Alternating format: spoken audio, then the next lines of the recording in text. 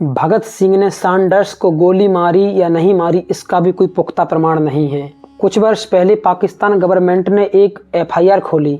उस एफआईआर में भगत सिंह का नाम नहीं है। भगत सिंह का नाम संदिग्ध लोगों की लिस्ट में आता है।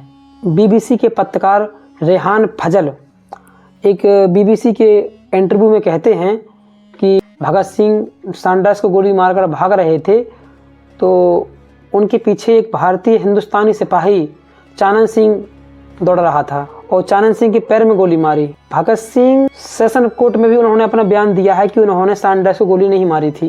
उन्होंने सेशन कोर्ट में कहा, किसी भी काम को करने से पहले उसके उद्देश्यों को जान लेना आवश्यक हो जाता है। अगर हम आतंकवादी हैं तो ईसा मसीह भी आतंकवादी थे और हर एक वो समाज सुधारक जिन्होंने समाज की व्यवस्था का विरोध किया है, हर एक आतंकवादी है, सब आतंकवादी हैं। उन्होंने कहा था कि हमने जो बम का प्रयोग किया है असेंबली में फेंकने के लिए, उस बम में हम लोगों ने किसी भी विस्फोटक सामग्री का उपयोग नहीं किया है और हमने बम को जानबूझकर खाली बेंच पर फेंका था ताकि किसी को नुकसान ना हो, और यदि उससे किसी को छोटी मोटी खरोंचें आई हैं तो उसके लिए मुझे फांसी की सजा नहीं दी जा सकती है।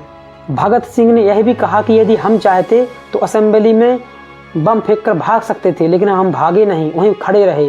पुलिस ने भी अपने बयान में कहा था कि जब हम लोग इस घटना को सुनकर दौड़कर आए तो ये दोनों युवक भगत सिंह और बटुकेश्वर दत्त गैलरी में खड़े हुए थे। साइमन कमीशन के विरोध के दौरान 63 वर्षीय लाला लाजपत राय पर स्कॉट के द्वारा लाठीचार्ज करवाने की वजह से उनका निधन हो गया और इसी का बदला लेने के लिए भगत सिंह स्कॉट को मारना चाहते थे, लेकिन सैंडर्स बुलेट से आगे चल रहा था, इसलिए सैंडर्स में गोली लग गई। अंग्रेज भगत सिंह से इतनी नफरत करते थे, कोर्ट के बाहर लाहौर में जस्टिस कोल्ड स्ट्रीम ने भगत सिंह की जूतों से पिटाई करवाई थी।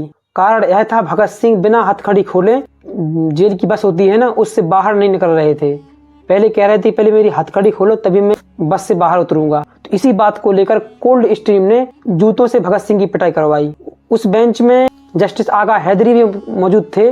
तो जस्टिस आगा हैदरी से भगत सिंह ने कहा, इस प्रकार के न्यायाधीश क्या न्याय करेंगे जो भारतीयों हिंदुस्तानियों से इतनी नफरत करते हैं। जस्टिस आगा हैदरी ने इस्तीफा दे दिया क्योंकि अंग्रेज चाहते थे कि भगत सिंह की फांसी वाली फाइल पर वह साइन कर दें, तो उन्होंने साइन करने से इनकार कर दिया और कहा कि इतनी छोटी सी गलती के लिए किसी को फांसी की सजा नहीं मिल सकती है। और एक नए पैनल का गठन हुआ। लाहौर हाई कोर्ट के चीफ जस्टिस सादी लाल ने उस पर साइन किए भगत सिंह की फांसी वाली फाइल पर, और शोभा सिंह जो पत्रकार खुशवंत सिंह के पिताजी थे, तमाम लोगों के बयान के आधार पर भगत सिंह को फांसी दे दी गई।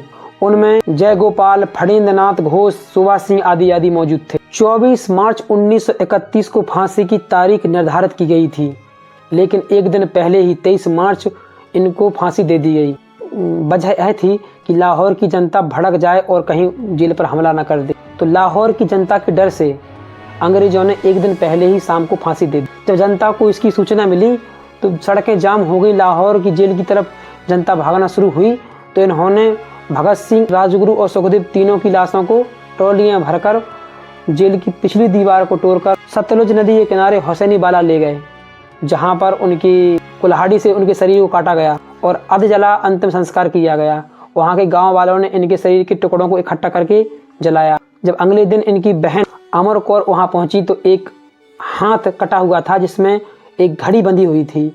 उस घड़ी से इन्होंने अपने भाई भगत सिंह को पहचाना कि हाँ, ये भगत सिंह का ही पार्थिव शरीर है। भगत सिंह जैसे लोग इतिहास में हमेशा हमेशा के लिए अमर हो जाते हैं। हजारों वर्षों तक, जब तक कि भारत रहेगा, उनका नाम कोई इतिहास के पन्नों से मिटा ना पाएगा। कोई युवा जो सच्चा देशभक्त होगा कभी उन्हें भुला ना पाए।